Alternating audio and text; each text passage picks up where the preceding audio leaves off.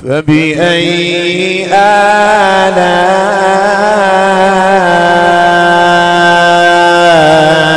ربكما تكذبان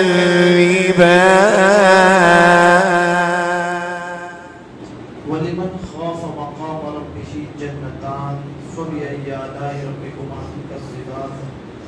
اور جو اپنے رب کے حضور کھڑے ہونے سے ڈرے اس کے لیے دو جنتیں ہیں۔ اللہ تعالیٰ انہیں دو جنتوں سے مالا مال فرماتا ہے۔ اب وہ جنتیں کیسی ہیں اس کا تذکرہ یہاں سے ہوتا ہے آگے۔ اس کے اوصاف کیسے ہیں زیادہ اس کی وضاحت کی ضرورت نہیں ہے، ہاں تھوڑی سی جہاں ضرورت پڑے گی وہاں وضاحت کر دی جائے گی۔ ذواتا افنان فبأي آلاء ربكما تكذبان۔ ذواتا افنان شاخوں والی، جو کہا نا دو جنتیں، وَلِمَنْ خَافَ مَقَامَ رَبِّهِ جَنَّتَانِ، یہ جنتیں دو، ان کے اوصاف کیا ہیں، یہ کیسی ہیں؟ کہ یہ شاخوں والی۔ اچھا یہ شاخوں والی کیسے پتہ چلے گی؟ تو اس کا جواب دیا جاتا ہے کہ ان جنتوں کا ایک وصف یہ ہے کہ وہ دونوں جنتیں پھلوں سے لدی ہوئی، جہاں پھل زیادہ ہوں تو وہاں کے درخت کی شاخیں بھی بڑی زیادہ ہوں، شاخیں درخت پر زیادہ ہوں تبھی تو پھل زیادہ ہوں گے، ٹہنیاں زیادہ ہوں گی تبھی پھل زیادہ ہوں گے۔ تو کہا جو فرمایا گیا ہے کہ شاخوں والی ہے، کہ یہ پھلوں سے لدی ہوئی، ایک پھلوں سے لدی ہوئی شاخوں والی، اور ہر شاخ میں قسم قسم کے پھل ہیں، جدا جدا پھل ہیں۔ آگے اللہ تبارک و تعالیٰ ارشاد فرماتا ہے فیہما عینان تجریان فبأی آلاء ربکما تکذبان، اور ان جنتوں میں دو چشمے بہتے ہیں۔ پھلوں کا تذکرہ بھی ہوا، پانی کی بھی ضرورت پڑے گی، کہا دو چشمے بہتے گئے تو تم دونوں اپنے رب کی کون کون سی نعمتوں کو جھٹلاؤ گے۔ یا ان جنتوں کا ایک اور وصف، پہلا وصف کیا ہے کہ وہ شاخوں سے بھری ہوئی، دوسرا وصف کیا ہے کہ وہاں پر نہریں اور پانی کے چشمے بہتے ہیں۔ کہ یہ پانی کے جو چشمے بہ رہے ہیں اس کا کوئی نام کہا، ایک کا نام تسنیم ہے اور دوسرے کا نام سلسبیل ہے۔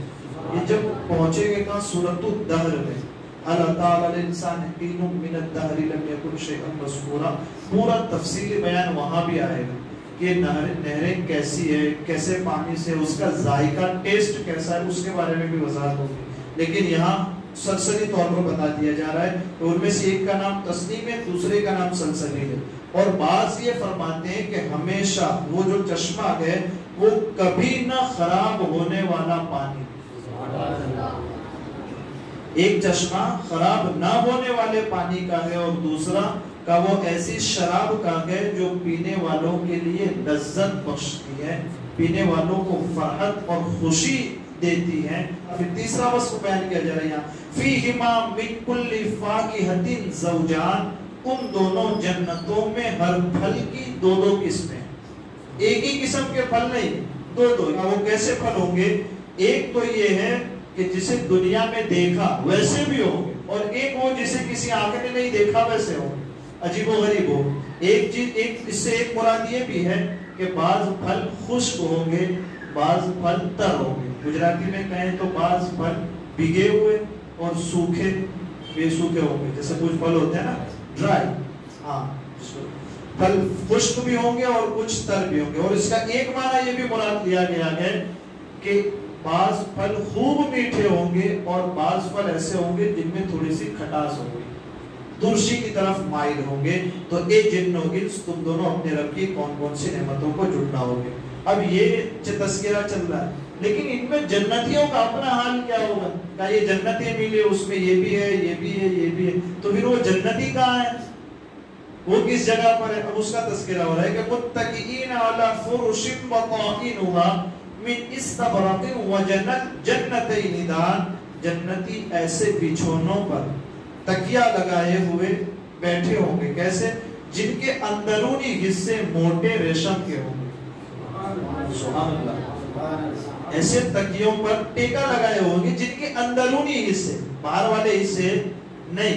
ہم کیا بھرتے ہیں اندر؟ روئی بھرتے ہیں نا اپنے تکیے میں، اور پھر روئی کے اوپر ایک بہترین کور لگاتے ہیں، گلاف لگاتے ہیں، جس کے ذریعے ہمارا تکیہ بڑا خوبصورت نظر آتا ہے نا۔ ٹھیک یہ ویسے ہی تکیے، مطلب یہ ہم امیجن کر رہے ہیں، ورنہ پھر ان تکیوں کی تو شان ہی کچھ جدا ہوگی، ٹھیک ہے.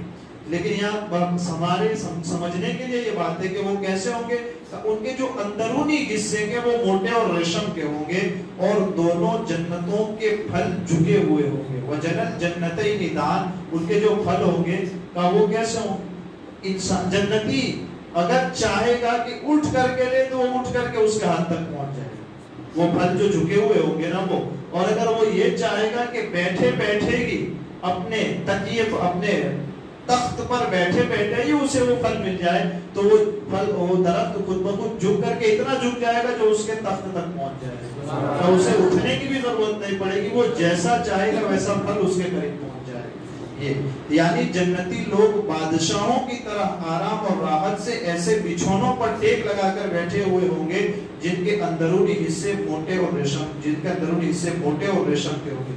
یہاں حضرت عبداللہ ابن مسعود رضی اللہ تعالیٰ عنہ اور حضرت ابو ہریرہ رضی اللہ تعالیٰ عنہ فرماتے ہیں، جو بات ہوئی نا کیا کہ جب اس بچھونے کے اندرونی حصے کا یہ حال ہے تو پھر اس کے باہر والے حصے کا کیا حال ہوگا؟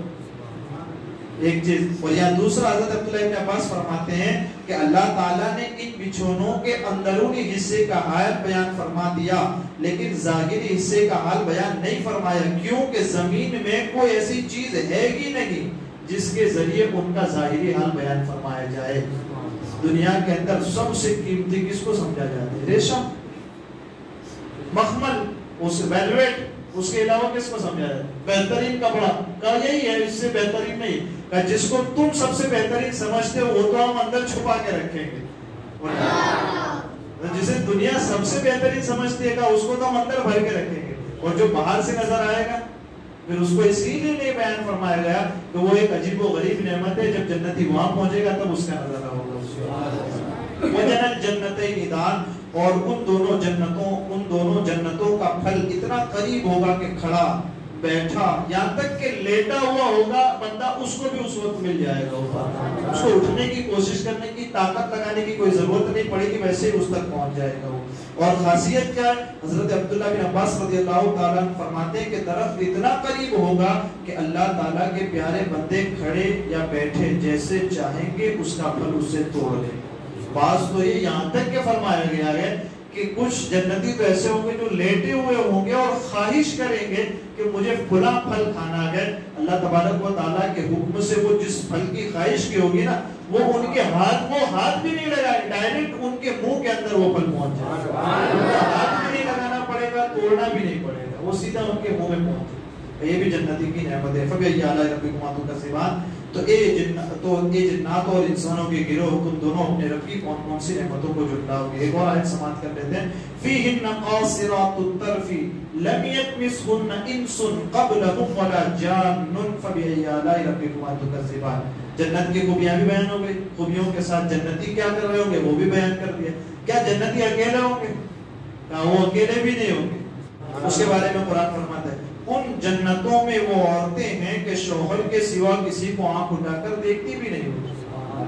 فِيهِنَّ قَاصِرَاتُ الطَّرْفِ لَمْ يَطْمِثْهُنَّ إِنسٌ قَبْلَهُمْ وَلَا جَانٌ، کہ جنہیں ان کے شوہروں سے پہلے نہ کسی آدمی نے چھوا اور نہ کسی جن نے اس کو چھوا ہے، وہ ایسی عورتیں وہاں ان کو ساتھ رہنے کے لیے دی جائیں گی. تو تم دونوں اپنے رب کی کون کون سی نعمتوں کو جھٹلاؤ گے. اس کا خلاصہ کیا ہے کہ ان جنتوں کے محلات میں جنتی مردوں کے لیے ایسی بیویاں ہوں گی جو اپنے شوہر کے علاوہ کسی اور کی طرف آنکھ اٹھا کر نہیں دیکھیں گی، اور ان میں سے ہر ایک اپنے شوہر سے کہیں گی کہ مجھے اپنے رب کی عزت اور جلال کی قسم جنت میں مجھے کوئی چیز تجھ سے زیادہ پیاری نظر نہیں آتی.